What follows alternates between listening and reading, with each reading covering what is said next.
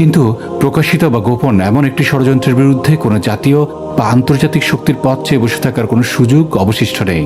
আজ ইসলাম এবং মুসলিমদের স্বার্থ রক্ষার পদক্ষেপ আমাদেরকেই নিতে হবে।